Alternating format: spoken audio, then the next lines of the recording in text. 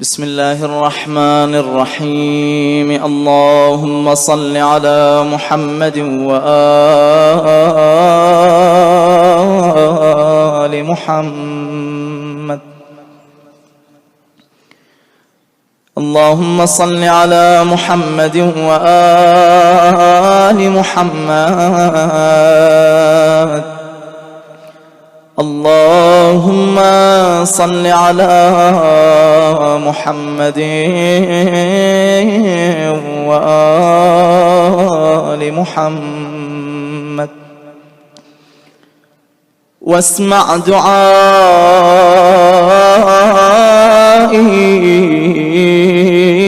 إذا دعوتك، واسمع ندائي إذا ناديتك، وأقبل علي إذا ناجيتك، فقد هربت إليك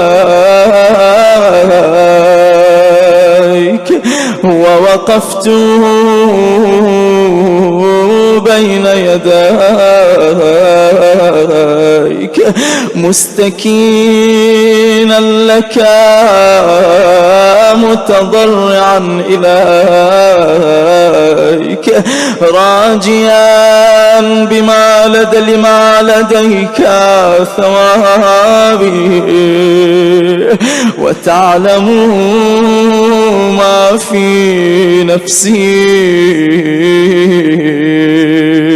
وتخبر حاجتي، وتعرف ضميري، ولا يخفى عليك أمر منقلبي ومثواي،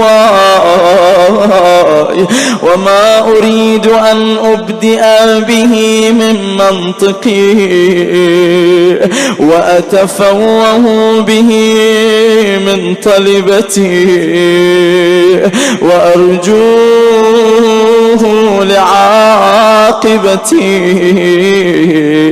وقد جرت مقاديرك علي يا سيدي فيما يكون مني إلى آخر عمري، من سريرتي وعلانيتي، وبيدك لا بيدي غيرك، زيادتي ونقصي ونفعي وضري. إلهي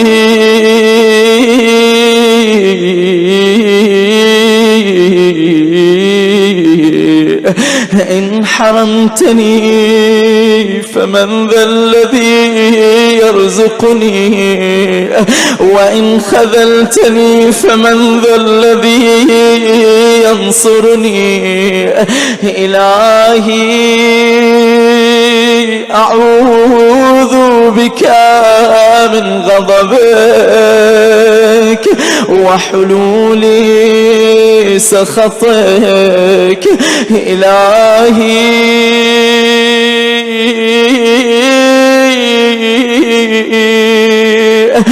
إن كنت غير مستأهل لرحمتك فأنت أهل أن تجود علي بفضل سعتك. إلهي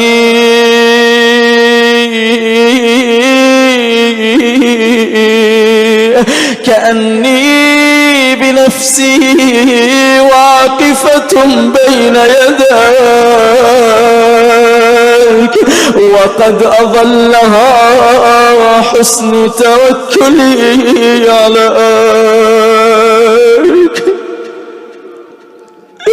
فقلت ما أنت أهله وتغمدتني بعفوك إلهي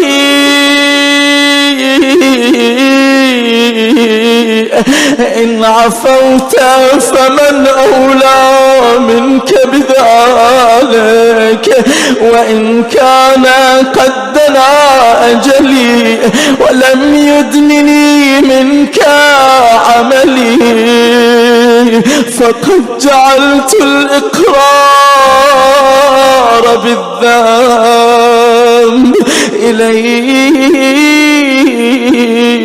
وسيلتي إلهي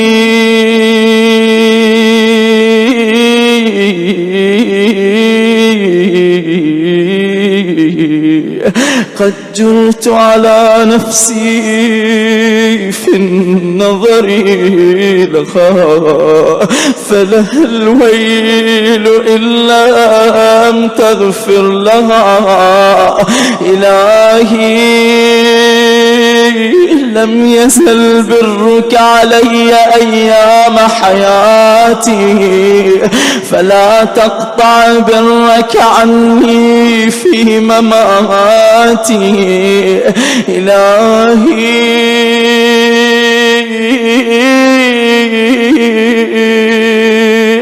كيف آيس من حسن نظرك لي بعد مماتي وأنت لم تولني إلا الجميل في حياتي إلهي تولى من أمري ما أنت أهله وعد علي بفضلك على مذنب قد غمره جهله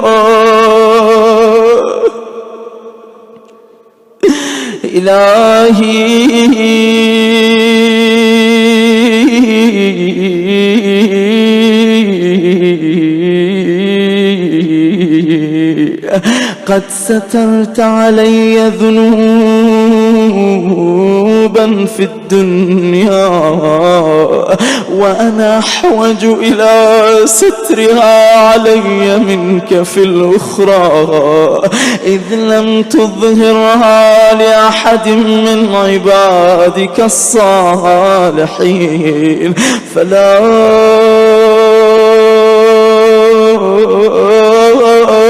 تفضحني يوم القيامة على رؤوس الأشهاد إلهي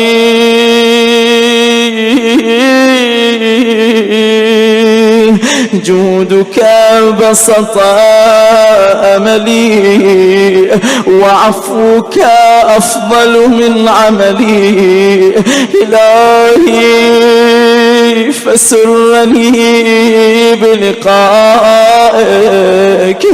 يوم تقضي فيه بين عبادك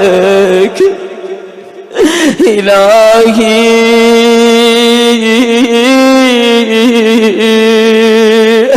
اعتذاري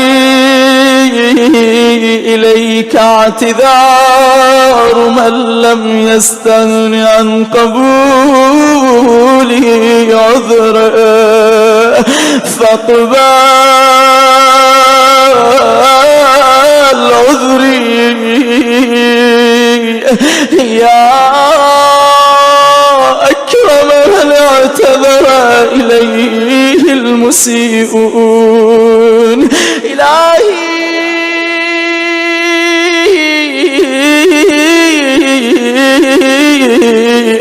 لا ترد حاجتي ولا تخيب طمعي ولا تقطع منك رجائي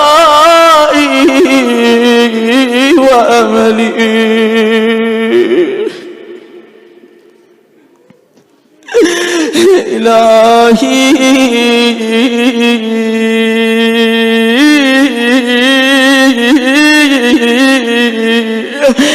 لو أردت هواني لم تهدني، ولو أردت فضيحتي لم تعافني. إلهي ما أظنك تردني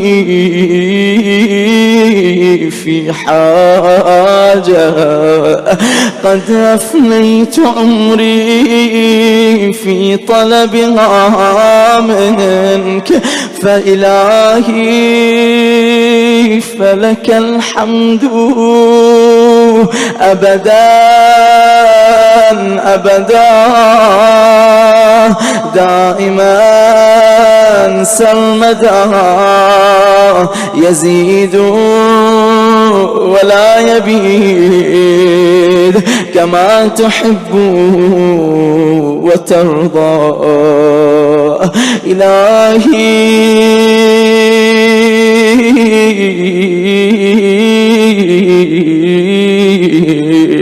إن أخذتني بجرمي أخذتك بعفوك، وإن أخذتني بذنوبي أخذتك بمغفرتك، وإن أدخلتني النار أعلمت أهلها أني أحبك. إلهي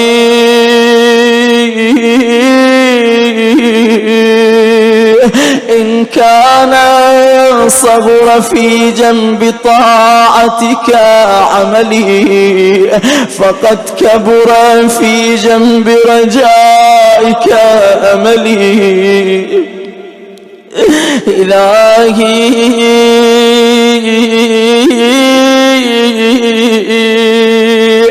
كيف أنقلب من عندك بالخيبة محروما، وقد كان حسن ظني بجودك أن تقلبني بالنجاة مرحوما. إلهي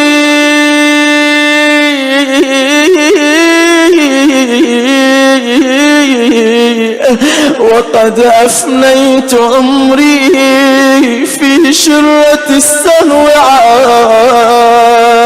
عنك، وأبليت شبابي في سكرة التباعد منك. إلهي فلم أستيقظ أيام اقتراري بك وركوني إلى سبيل سخطك. إلهي وأنا عبدك وابن عبدك قائم بين يديك متوسل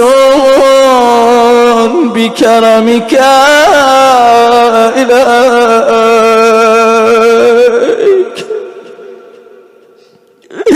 إلهي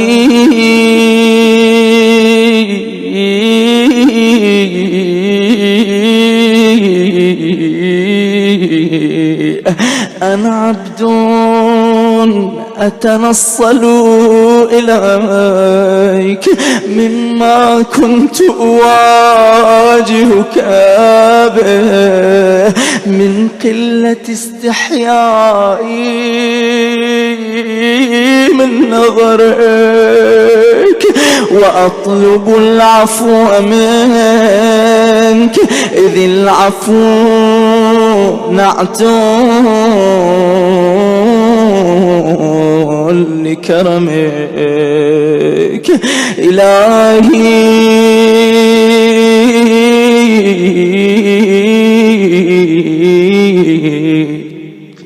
لم يكن لي حول فأنتقل به عن معصيتك إلا في وقت أيقظتني لمحبتك، وكما أردت أن أكون كنت فشكرتك بإدخالي في كرمك ولتطهير قلبي من أوساخ الغفلة عنك إلهي.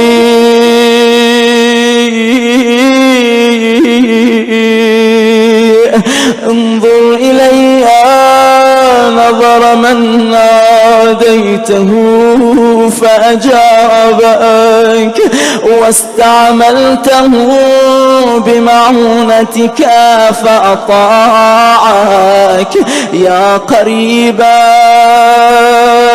لا يبعد عن المغترب، ويا جوادا لا يبخل عمن رجا ثوابه إلهي.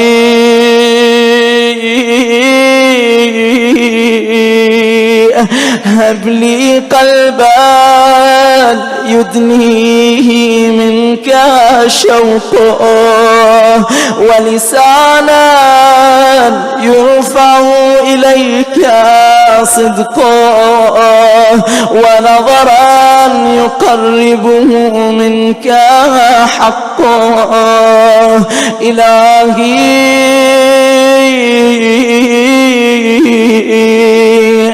إن من تعرف بك غير مجهول، ومن لاذ بك غير مخذول، ومن أقبلت عليه غير مملوك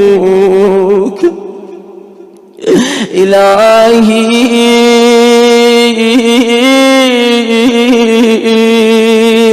إن من تهجى بك لمستنير، وإن من اعتصم بك لمستجير، وقد لذت بك يا إلهي فلا تخيب ظني من رحمتك، ولا تحجبني عن رأفتك إلهي. أقمني في أهل ولايتك مقام من رجا الزيادة من محبتك إلهي.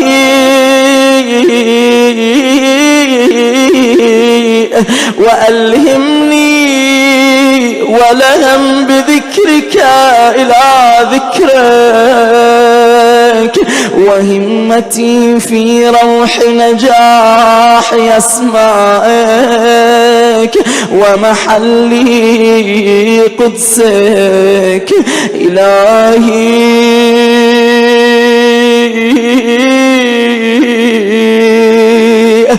بك عليك إلا ألحقتني بمحل أني طاعتك، والمثوى الصالحين من مرضاتك، فإني لا أقدر لنفسي دفعا ولا أملك لها نفعا إلهي.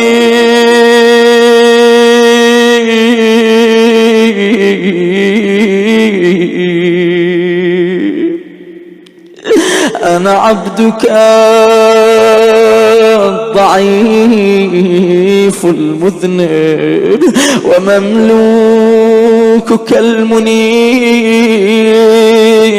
فلا تجعلني ممن صرفت عنه وجهك وحجبه سهوه عن عفوك.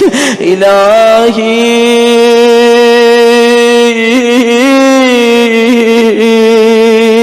هب لي كمال الانقطاع إليك، وأنر أبصار قلوبنا بضياء نظرها إليك، حتى تخرق أبصار القلوب حجب النور، فتصل إلى معدن العظمة، وتصير أرواحنا معلقة بعز قدسك. إلهي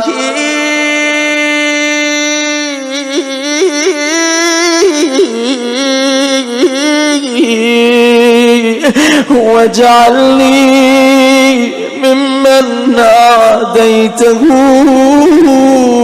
فأجابك، ولا حطه فصعق لجلالك، فناجيته سرا وعمل لك جهرا. إلهي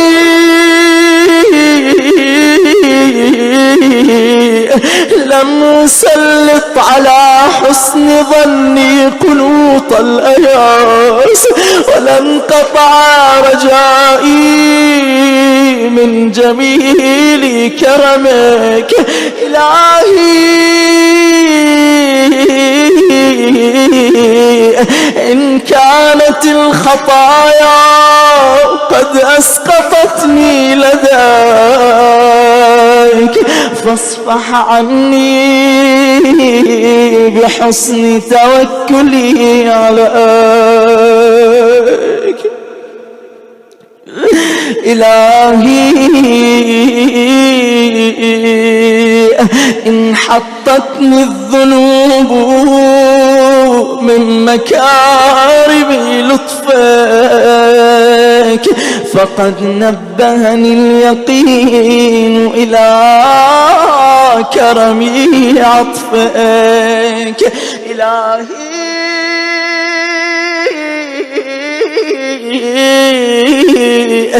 إن أنامتني الغفلة عن الاستعداد للقائك،